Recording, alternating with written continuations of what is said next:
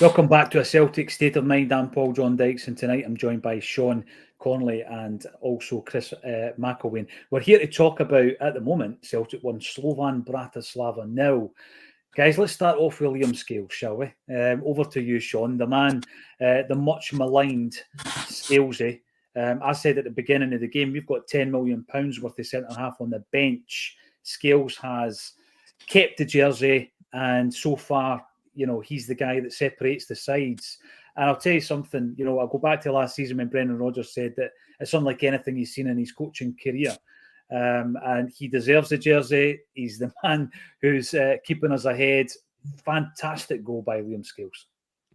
Yeah, I thought you were calling me maligned for a second there, Paul. Much maligned, Sean. Not at all. It was a good header, but it was an even better delivery from Engels. To be honest, it was one of those ones. Think back to Sutton versus Blackburn Rovers, where the delivery is so good, so fast that he just needs to get it directed in the right direction. And it was just, it was a great game. He's had a good game. He got cut out once. CCV got cut out once, and what happened in those moments was identifying that this team were playing. They're playing a very the same sort of style that we face every week, the low block, but they clearly have a lot more quality than most of the teams we face every week when coming out of that low block, when countering, when they do get their chances. But yeah, Scales, apart from getting caught out once, has looked good. He's had a lot of touches, and it was a great header, and I'm very happy that we're 1-0 up. Yeah, it was a great header. You're right. The deliveries have been coming in from Engels, be that corner kicks, free kicks. He wants to take them. I love the confidence in a guy who, at 21 years of age, has played a lot of football. When you compare it to a lot of the guys coming through, in Celtic, Chris, when they're 21. But let's talk about the goals. Let's absolutely heap praise on Liam Scales, because it must be difficult to be the whipping boy. He has been the whipping boy. Him and Taylor are the two guys that get it, week in, week out. But I don't think he's put a foot wrong this season. And obviously, in the first half tonight, he's been the hero. Liam Scalacci and Greg Trapattoni, I think, tonight. I think both players have been exceptional, and they've been exceptional amongst a team of players who I think are playing extremely well tonight. Liam Scales, actually, there's a couple of things I've noticed about him. He is moving the ball quicker. One of the key criticisms from last season. He looks more comfortable with the players around him. I think he's taking more confidence from having Schmeichel playing behind him as well. They look a lot more confident in possession. There was a moment near the opening of the first half where there was almost a triangle between Carter Vickers, Schmeichel, Scales, Carmack coming back, AJ, and in contrast to last season, when and actually even the seasons under Ange, when we were playing that way, there was always a little bit of heart and mouth element to it. And tonight, it was so cool, it was so calm, it was so collected, it was fantastic. And actually, I think for the most part, defensively, we've been excellent tonight. There's been a couple of half chances for Bratislava, but otherwise, I think we've soaked up pressure very, very well. And Liam Scales, it was just it was in the stars, wasn't it? Leo Scalacci, as we've called him on several occasions. Brilliant delivery, as Sean said. Great header, one of a few really good headers that we've had from various players tonight, but that was the one that went in. And it was no less than what we deserved. I think the team has played excellent. That's him. That is him. That's who's on the park tonight. We've played excellent. I think from back to middle to front tonight. We need to be a bit more clinical. We're being a little bit wasteful. We're getting the break of the ball. We're getting chances. A lot of the hard work is being done. We just need that wee edge in front of goal. And I think by rights we should be about 2, 3, 4 goals up at this point. This is the disappointment, I think, Sean, because I mean, in terms of chances, like where you're expecting a goal, I reckon Maeda's had a couple, and so is Kyogo. There's a lot of comments coming in relation to Kyogo, and I'm not being negative towards any Celtic player because we're 1-0 up the Champions League. So how on earth am I going to be negative? But Kyogo does seem to be a wee bit off it tonight, Sean. Is that unfair? Yeah, you could argue he's been off it for a few games now, to be honest. But yeah, I think the big chance where he's actually got it under control, the keeper does make a good save, even if Kyogo still could do a little bit better. I think that one's more down to the keeper. But yeah, there's been a couple that he's just kind of fluffed it when they've been not quite as obvious, but certainly at least half chances, and he's not even worked the keeper on those occasions. So it has been disappointing in that sense. Maeda as well, kind of showing why he's at Celtic, which is, to say this is almost his level in the sense that we're a good team, he's a good player, but if he's finishing those chances at Champions League level, then teams are going to be looking at him, and that's kind of why they're not, right? Because he's not been able to take those chances. But yeah, we do need a second at 1-0, even though we've been comfortable. 1-0 is never comfortable, right? Even against Hearts this weekend, 1-0 is not comfortable, and this is a better team than Hearts. Well, you're right, because even coming up to the halftime interval there, Sean, I'm looking at a ball breaks, and Alistair Johnston is basically going for a 50-50. And I'm thinking to myself, if he mistimes this, he's off. And it's something like that can completely change the dynamic of the game. I feel as though we are comfortable. They've broken our lines a few times. There was one occasion where, it was almost as if Schmeichel was even caught flat-footed, and he was glad to see it ending up on the roof of the net. So we're going to have to be really wary of that. The Kyogo thing, Kyogo Furuhashi has been sensational since he came to Celtic, Chris. There's no two ways about it. We've brought in a big transfer, a big name, if you like, in terms of £9.5 million, rising to at least in Adam Ida, who hasn't got started really any second spell. But you're hoping that, like Scales at centre-half, like Greg Taylor at left-back, it would enhance the performance of the man trying to keep the jersey. And it just seems a wee bit, off his best at the moment. I'm not knee-jerk. I'm not saying take him off because the Kyogo can do things no one else can do, and I wouldn't put it past him. And I think it's fair that Sean pointed out one of the chances that there was a good save, from Kyogo's shot. But I don't know. I'm a bit concerned about that, and I don't know if it's due to the fact that he was, at the end of last season, you're looking at him, you're thinking it was a good kind of shared responsibility between him and Ida. That's the position we didn't have a concern about because we had Kyogo. We brought in Ida, the man we wanted, but they're the two that don't seem to be finding their form yet.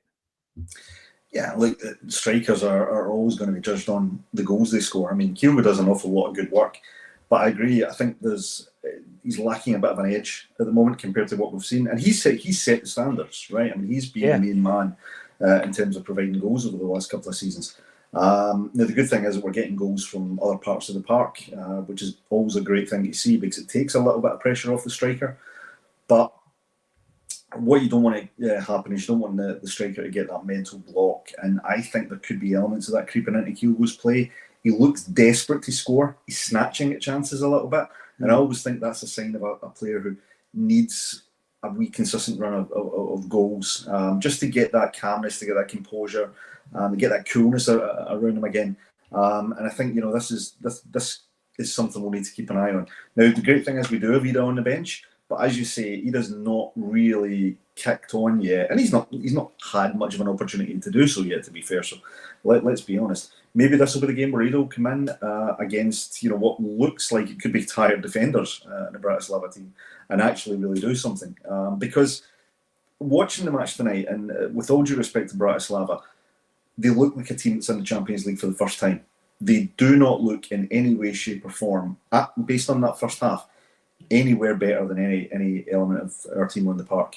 They are playing like teams that we play in the SPL do, as Sean rightly pointed out. They're sitting on the back foot and they're trying to break on the counter, but they're not doing it well. And they're not doing it well. And yes, they're better than domestic opposition, absolutely. They do look as though, if we're not careful, they could hit us with a sucker punch.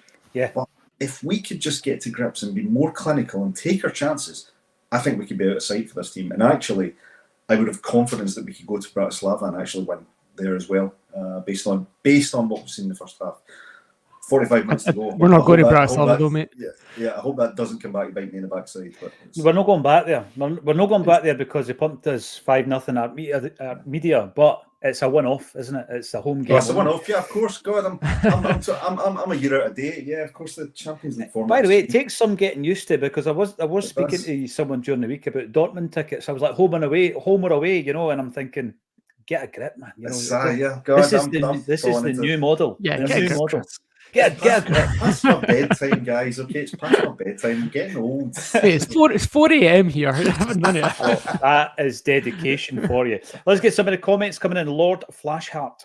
I can't see Slavia ending the game 11 players. A good point. I think at last count was it 3 bookings in the first half, and Vice is the pantomime villain. It would be shocking to see him getting sent off. John Sweeney, in this competition, you need to take your chances. Yeah, you've got to be clinical. We've made the chances, John, and we really should be 3-0. Imagine that at half-time. I think that coming out the traps in the second half, you'll see an urgency about Celtic, because we're watching the same as Brendan, and he's taking his notes, and I'm pretty sure he's frustrated at the fact that we're only 1-0 up.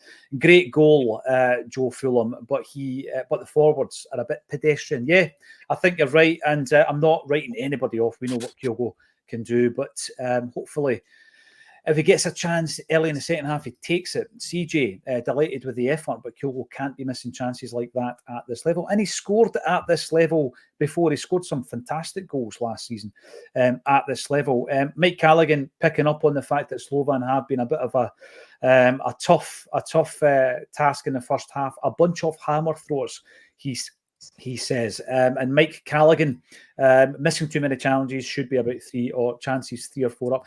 Greg Taylor, CSC. Here's a man that gets a lot of stick. But yes, he's been brilliant in that first half. I'm going to ask you guys, because a big talking point before the game was around the midfield, the selection of Engels, who doesn't look like he's playing his first Champions League game, has got to be said. He's put himself about. One of the things that really impressed me in his first start, didn't see much against Rangers, but in his first start against Hearts, demanding the ball, Sean. We spoke about it after the game, constantly looking to get a wee pocket of space and demand the ball, playing like a man who has a lot more experience than he does. Right decision, do you think, the midfield 3, first half, Sean? Well, for sure on Engels, he's been pretty sensational, to be honest, and looks like this is absolutely his level. McGregor's been very assured, and again, looks like he belongs, and it's kind of hinging on what Hatate is doing. And there's been moments in that first half where it has really hinged on Hatate. Like, I can see what he's trying to do in a sense. There's one moment where he takes a pause instead of doing the counter-attack, and it was the right decision. It leads to a half chance. But then there's another chance that comes where we've been building it up for about 2 minutes of passing, and it's Hatate that loses possession. And we actually only get a chance from that because Maeda wins it back in the counter press. So I'm not as sold on Hatate in this game at the moment. I could see Bernardo coming in or McCown at some point, but certainly Engels has been like sensational. He's probably been the best player for me this half, and I'd like to see Kuhn try and attack that fullback a bit more, because he could have. That was a bad yellow card that he picked up, like in the sense that he's surely. The referee's got an eye on him, because I'd like to see, and Vice being booked as well, so both of their left sides on yellow cards looking rattled. I'd like to see us try and get at them a bit more on that side. Absolutely. Sorry, on you go, Chris. I was going to say, couldn't get yellow card? I thought it was AJ. AJ. Sorry, I'm saying Vice and Wimmer, their left back and left winger, are both yellow cards. Yeah. And that's the thing. I think that Kuhn's shown this season that he has been very direct, and just take him on, make him commit himself, and if he takes you out, then the ref's got a decision to make. We're almost at that point where we're going into the second half. Can you confirm, maybe in the comment section? I've been looking through some of our sources for substitutions to see if anyone has gone off. Ali reckons that Rio is playing with a lack of confidence, playing a player of confidence, and he is lacking that at the moment. I'm not sure what's wrong with Rio. I've said before he's got the highest ceiling at Celtic Park, but he's a risk taker. We spoke about that at the beginning of the game, Chris. He has been involved today, but I've got to say, Callum McGregor has orchestrated the play today. He's one of the guys. He puts in that type of performance, and you expect it. Therefore, you don't comment. But I thought McGregor was brilliant in the first half. I think just the amount of times that we picked up loose balls, the amount of times that we pressed and won back possession, and then we were immediately in a position to move it forward. I mean, I would love to see the possession stats from the first half, because I think we were incredibly dominant in terms of possession. I felt as, I could count on one hand how many times I felt as though Bratislava had any meaningful possession. So I thought it was great, and a lot of that did come from Callum McGregor. He seemed to be always available for the pass, whether it was coming from the defence or coming back from the forward players. So more of that in the second half. I think my only concern about how we played in the first half, and it's the only concern I've got at this point, is I thought we played with such a high intensity in that first half. Sorry. Can we maintain that going into the second half? Because some of the pressing, the harrying of the opposition players, the winning the ball back, the amount of running was incredible. But can you do that over 90 minutes? Or is it going to be the point where we will actually have to bring on some relief players and maybe change the way we play? But listen, we're 1-up. I think we're more than capable of going and getting another couple of goals, and yeah, I'm all for it. Hopefully we can. I hope you're right. There has been no subs. No subs. Okay, well, interesting. Let's hope that for the first 10 minutes of the second half, we really go for it and get that second goal. Join us at full time. We'll be talking about whatever happens in that second half. 1,000 strong on the halftime bulletin. Thanks everybody for joining us. Give us a big thumbs up on the channel and subscribe as well. All that's left for me to say is go and enjoy the second half, and thank you to Sean and Chris for joining me on A Celtic State of Mind.